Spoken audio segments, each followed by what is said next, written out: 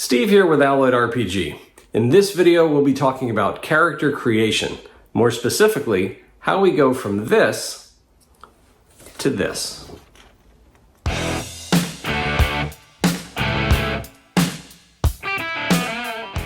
So the first thing you want to do is find a cool miniature. In this case, I am going to use Sir Quimp from the cartoon series The Middle Age, my friend Steve Conley. A little shout out there. We talk from time to time at the different conventions. Yeah, see if you can see Middle Age there. Yep, Middle Age. So this is my avatar that I use for my campaigns. He's the guy that comes in and rescues the party, kind of like a Gandalf kind of thing. And so I'm going to be using him for my character sheet.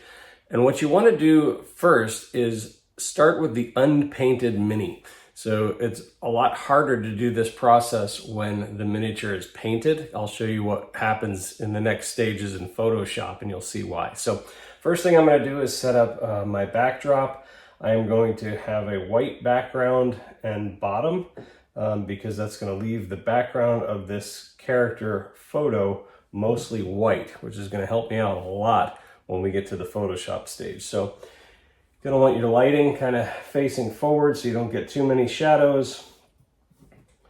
Get the right angle. Probably have to zoom it in to get the lens just right. I do everything on my iPhone here. Take the picture. And what you're gonna get is something like this. Once you've gotten the picture that you like, go ahead and get it onto your computer. I'm using a Mac, so we just do the airdrop thing. And then this is going to go into my Photoshop, which I just have the cheap version of Elements. You don't need a whole lot for this. I do have a Wacom pad or Wacom, I'm not sure how you pronounce it. I'll put a link to this pad in the description. This thing has been really, really awesome and helpful. So if you've never played with one of these, they're really cool.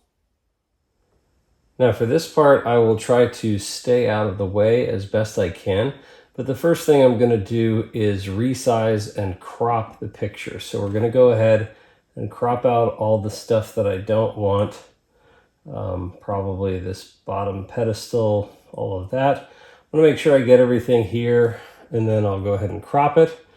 I'll go up to image or resize, image size. And I always do things with 300 DPI. That's just a pretty normal print standard, so I'll do 300 DPI. Constrain the proportions. Okay, that means when you change the proportions of things, the height and the width are going to be staying in proportion. That's what that means. So usually I do inches, and I only want it to be about 4 inches by 4 inches. So I'll just type that in here as 4. Hit OK. And so now this is going to be my image that I'm working with right there. Okay, so now I've got it resized. It's in 300 DPI. The next thing I'm going to do is I'm going to go to Enhance Image and convert it to black and white. Now, there are different things when you get to black and white. You can see it right here. You've got infrared, newspaper, portraits. It often defaults to portrait, but I like newspaper. And if you'll see what it just did there, going from portrait, see all that black in the background? That's the paper. But if I go to newspaper, that all gets whited out really fast. It also kind of pixelates things so that it will work better with the stamping effect in just a minute. So I'm going to do a newspaper and hit OK. That'll pull it in there. And then what I'm going to do is go to the next thing, which is a filter. And I use, if you go under filter, under sketch, all the way down to the bottom, there is stamp. And this is why you want to do black and white, because stamping, it basically gives the effect of a rubber stamp, which I kind of gravitated toward. And you can see right there what happens. So it brings out all of that. You can play with the smoothness of the lines, which I usually don't like it smooth. But you can see what happens when you play with the smoothness. I usually just keep mine down to 1. And then here's where you really do mess with it. A light and a dark balance. Because what you'll find is as you go from dark to light, certain things highlight and stand out, and other things disappear. So like look down toward his feet. when I lighten it up, you'll start to see his feet come in more. So what you want is to just kind of find that balance that you particularly like as far as dark and light. I like somewhere in there. So I'm going to hit OK. After that, then we go ahead to the eraser. And I jump over here to what's called the magic eraser tool, which is a big background brush. And so you just click on that and that erases just about everything. Okay, after that, I will switch over to a regular brush. And here's where you do the size. And I'm going to do a little bit of a hack job here for the video, but I'll go back and clean it up. But this is where I use my Wacom pen, because now I'm using this eraser on a pencil control. And you can see that I'm erasing out all this stuff or whatever. I just kind of follow the lines here. So I'm going to get around his foot. And it's a little hard for me to do this upside down with the Wacom. So anyway, you may have to blow it up so that you don't cut things off, but you get the idea of what I'm doing. And so some pictures are going to have more background than others that you're going to have to erase. But you basically just kind of blow it up to follow the lines more closely, and you change the size of your brush. So that should more or less do it as far as the style goes. Again, this was a relatively simple one. I chose that on purpose for this video, but that's it. So now I've got my stamped image of my 3D model of Sir Quimp or Circumference. Pretty cool.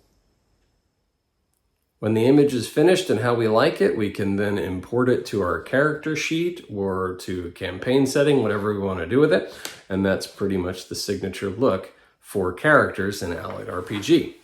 So why do we do it that way? Why did we go ahead and start with miniatures first? Well, that's what got us into the game, actually.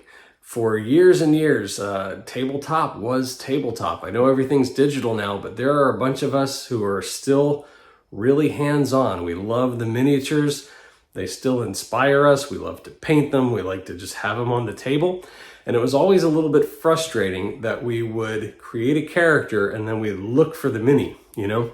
And you can never quite get it right. It's like, well, it's got to have this or that. And I know there's things like Hero Forge, I think, is one of the websites where you can kind of build your mini, but it's never quite what we wanted. And so our talent as writers is to write and to come up with things. So visuals inspire us. So if we find minis that we like, we can write the backstories to those. And then we have the exact mini to put at the table. So when you're looking through a creature compendium or one of the campaigns that has an NPC or whatever, all of those minis you can actually find. And in all the material, it will say what the artist or who the artist is that sells that mini for either like an STL printing or to buy it through Etsy or wherever. So anyway, check that out. Definitely support those artists because they come up with some really cool stuff. Hopefully they're happy with the stories that we put behind them, but we really enjoy that. So that's why we do it that way. I hope that makes sense, and I hope that inspires you in your game as well. Thanks for watching. Please like and subscribe, and may your dice always roll with advantage.